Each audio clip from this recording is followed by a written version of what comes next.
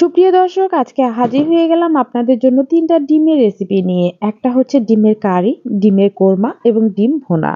এতটা টেস্টি ছিল সবগুলো রেসিপি আপনাদের সাথে শেয়ার না করে পারলামই না। চলুন দেখে নেওয়া যাক ঝটপট রেসিপিগুলো। প্রথমে আমি দেখাবো ডিম ভুনা রেসিপি। ডিম ভুনা করার জন্য প্রথমে হচ্ছে আমি এখানে বেশ কিছুগুলো ডিম সিদ্ধ করে নিয়েছি। আর ডিমগুলো সিদ্ধ করার সময় অবশ্যই লবণ দিয়ে সিদ্ধ করবেন। এতে করে কিন্তু ডিমের খোসা ছাড়াতেও সহজ হবে আর কোনো ভেঙে যাওয়ারও সম্ভাবনা থাকবে না। ডিমগুলো আমি ছুলে নিয়ে তারপর হচ্ছে একটা ছুরি দিয়ে এভাবে কেটে কেটে নিয়েছি। সবগুলো ডিমই এভাবে দাগ কেটে দিয়েছি। দাগ কাটার কারণে রান্নার পরে দেখতে অনেকটাই লোভনীয় লাগে। আর নিয়েছি ১ বাটি নতুন আলু। আলুগুলোকেও সুন্দর মতো ছুলে পরিষ্কার করে নিয়েছি। এরপরে চুলায় ফ্রাই প্যান বসিয়ে তাতে সামান্য তেল দিয়ে আর দিয়েছি কিছু লবণ আর দিয়েছি সামান্য একটু হলুদ গুঁড়ো। এটা দিয়ে তারপর হচ্ছে ভেজে নেব। হালকা ভেজে নেব। যদি হলুদটা আপনি ভাজার সময় দেন দেখবেন ডিমের কালারটা অসম্ভব সুন্দর আসে। এজন্যই আমি হলুদ এবং লবণ দিয়ে ডিমগুলো ভেজে থাকি। হালকা করে ভেজে নিয়ে সবগুলোই ডিম আমি তুলে নিচ্ছি। সবগুলো ডিম তুলে নিয়ে তারপর হচ্ছে আমি আলু দিয়ে দিচ্ছি। আলুর মধ্যেও নুন হলুদ দিয়ে দিলাম। এগুলো হালকা একটু ভেজে নিচ্ছি। হালকা ভাজা হয়ে গেলে এগুলো তেল ঝরিয়ে উঠিয়ে নিলাম। এরপরে যে তেল ছিল সেই তেলটা দিয়ে বাকি আরো একটু তেল দিয়ে গোটা গরম মসলা দিয়ে দিলাম। এলাচ, দারুচিনি আর ২ টো তেজপাতা। সবকিছু দিয়ে আমি ১/২ কাপ দিয়েছি আমি পেঁয়াজ কুচি। পেঁয়াজটা দিয়ে খুব ভালো করে নেড়েচেড়ে ব্রাউন কালার পর্যন্ত ভেজে নিতে হবে। পেঁয়াজটা খুব সুন্দর মতো ভাজা হয়ে গেলে এর মধ্যে দিয়ে দিচ্ছি আরো ১/২ কাপ পরিমাণে পেঁয়াজ বাটা। পেঁয়াজ বাটাটা দিয়েও খুব ভালো করে নেড়েচেড়ে নিতে হবে। কারণ পেঁয়াজের মধ্যে কিন্তু কাঁচা গন্ধ থাকে। এটা খুব ভালো করে ভুনে নিয়ে এরপরে হচ্ছে আমি ১/২ চামচ পরিমাণে আদা বাটা, ১ চামচ পরিমাণে রসুন বাটা দিলাম আর সামান্য একটু পানি দিয়ে এই আদা, রসুন এবং পেঁয়াজটা খুব ভালো করে একটু কষিয়ে নিলাম। কষানো হলে আমি দিয়ে দিচ্ছি ১/২ চামচ লাল মরিচের গুঁড়া, ১/২ চামচ হলুদ গুঁড়া, ১/২ চামচ ভাজা জিরে গুঁড়া, ১/২ চামচ ধনিয়া গুঁড়া আর স্বাদ মতো দিয়ে দিচ্ছি লবণ। এই সবগুলো মসলা দিয়ে আবারও খুব ভালো করে ভুনে নিতে হবে। তেল উঠে আসা পর্যন্ত খুব সুন্দর মতো কষিয়ে নিচ্ছি আমি। এখন দিয়ে দিচ্ছি আমি এর মধ্যে টক দই। টক দইটা আমি ঘরে বসেই তৈরি করেছি। এখানে আমি ১/২ কাপ পরিমাণে দুধ নিয়ে তারপর হচ্ছে আমি লেবুর রস দিয়ে দিয়েছিলাম বা ভিনেগার দিলেও হবে। টক দইটা রেডি করে নিতে পারেন এভাবে। খুব সুন্দর মতো আমি কষিয়ে নিচ্ছি। আপনারা দেখেই বুঝতে পারছেন তেল উঠে এসেছে। মসলাটা একদম পারফেক্ট ভাবে কষানো হয়ে গিয়েছে। এখন দিয়ে দিচ্ছি আমি ঝোলের পানি। হালকা কুসুম গরম পানি দিয়ে দিলাম আমি ১ কাপের মতো। ১ কাপ দিয়ে তারপর হচ্ছে যখন এরকম ফুটে আসবে, পানি টগবগ করবে তখনই দিয়ে দিতে হবে ভেজে রাখা আলু এবং ডিম। এটা দিয়ে ঢাকনা দিয়ে ঢেকে রান্না করে নিচ্ছি আমি ৪ থেকে ৫ মিনিটের মতো।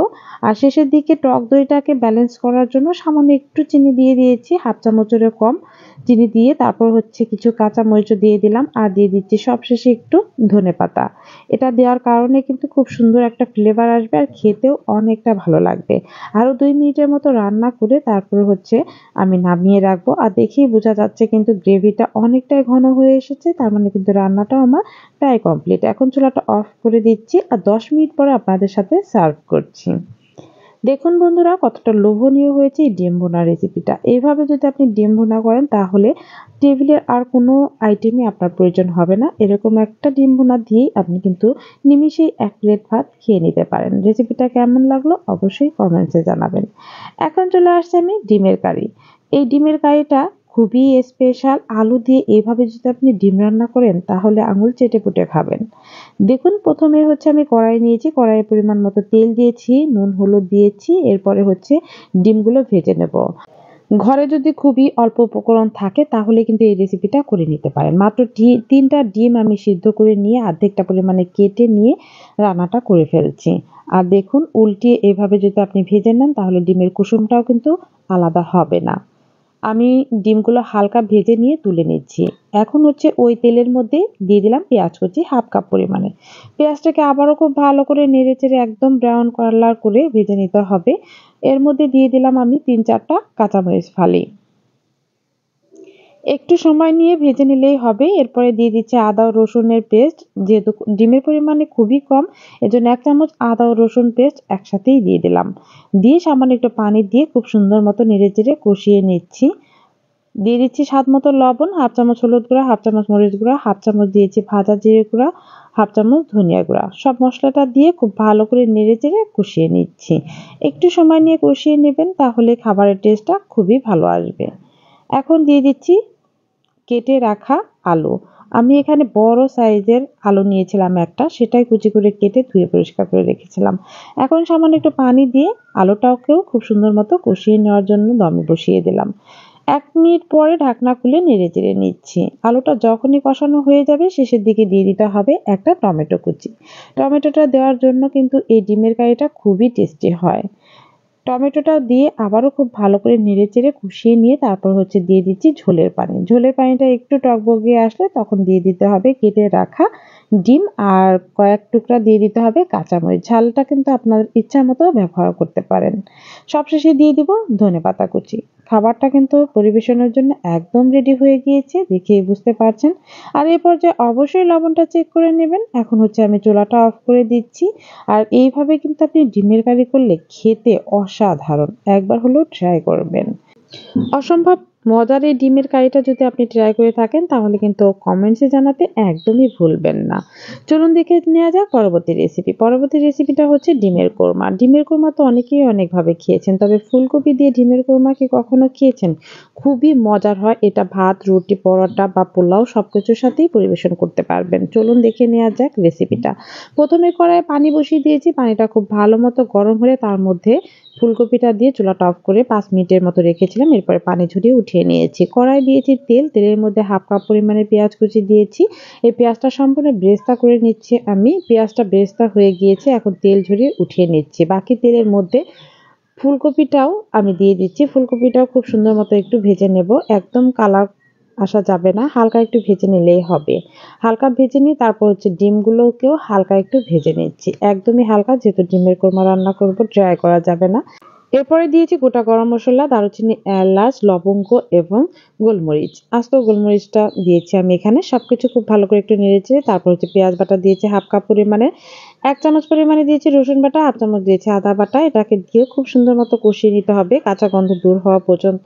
একটু সময় নিয়ে কষিয়ে নেবেন। এরপরে সামান্য একটু পানি দিয়ে দিলাম। ১/২ চামচ দিয়েছি লাল মরিচের গুঁড়া, ১/২ চামচ ধনিয়া গুঁড়া, ১/২ চামচ দিয়েছি ভাজা জিরে গুঁড়া। এগুলো দিয়ে আবারও খুব সুন্দর মতো কষিয়ে নিয়েছি। তেল উঠে এসেছে। ২ চামচ পরিমাণে দিয়ে দিলাম এই পর্যায়ে বাদাম বাটা। কাজু বাদাম আর কাঠবাদাম পেস্ট করে রেখেছিলাম, সেটাই দিয়ে দিলাম। আবারও একটু খুব ভালো করে নেড়েচেড়ে একটু পানি দিয়ে দিচ্ছি যাতে তলানিতে লেগে না যায়। এখন দিয়ে দেবো আমি টক দই। ১/২ কাপের মতো টক দই আমি ব্যবহার করেছি। টক দইটাকে খুব ভালো করে ফেটিয়ে নেবেন আর যখন দিবেন তখন অবশ্যই চুলার আঁচটা লো হিটে রাখবেন। আমি দিয়ে দিলাম লবণ স্বাদ মতো আর ১ চামচের মতো দিয়ে দিয়েছি চিনি, স্বাদটাকে ব্যালেন্স করার জন্য। সবকিছুকে খুব সুন্দর মতো কষানো হয়ে গেলে এ পর্যায়ে ভেজে রাখা ডিম এবং ফুলকপিটা দিয়েও আবারও একটু নেড়েচেড়ে কষিয়ে নিচ্ছি। একটু সময় নিয়ে কষিয়ে নিচ্ছি। খুব সুন্দর মতো কষিয়ে নিচ্ছি। আপনারা দেখেই বুঝতে পারছেন এর মধ্যে যখন পানি শুকিয়ে যাবে তখনই বুঝতে হবে কষানো হয়ে গিয়েছে। এখন দিয়ে দিচ্ছি দুধ। ১ কাপ পরিমাণে লিকুইড দুধ দিয়েছি। দুধটাকে কিন্তু আমি আগে থেকে জাল করে রেখেছিলাম। আর দুধটা দিলে খাবারের টেস্ট বহুগুণ বেড়ে যায়। আপনি চাইলে পানিও দিতে পারেন। কিছু কাঁচামরিচ দিয়ে দিলাম আমি ৩-৪ টা ফালি করে। এখন ঢাকনা দিয়ে ঢেকে দিয়েছিলাম। রান্নাটা করে নেব ৩ থেকে ৪ মিনিটের মতো। আর শেষের দিকে ১ চামচ পরিমাণে ঘি দিয়েছি। আর ঘিটা দেওয়ার কারণে কোরমার টেস্টটা এতটা সুন্দর হয়েছে। আর দিয়েছি পেঁয়াজ বেরেস্তাটা। ১ম এ পেঁয়াজ যে বেরেস্তাটা করে রেখেছিলাম সেটাই দিয়ে দিয়েছি। পেঁয়াজ বেরেস্তাটা দেওয়ার কারণে কোরমার কালারটাও অসাধারণ হয়েছে আর খেতেও হয়েছিল ভীষণ টেস্টি। দেখেই বুঝতে পারছেন কতটা লোভনীয় হয়েছে ডিমের কোরমাটা। সবগুলো রেসিপি আপনাদের কেমন লাগলো অবশ্যই কমেন্টসে জানাবেন। ভালো লাগলে শেয়ার করে পাশেই থাকবেন।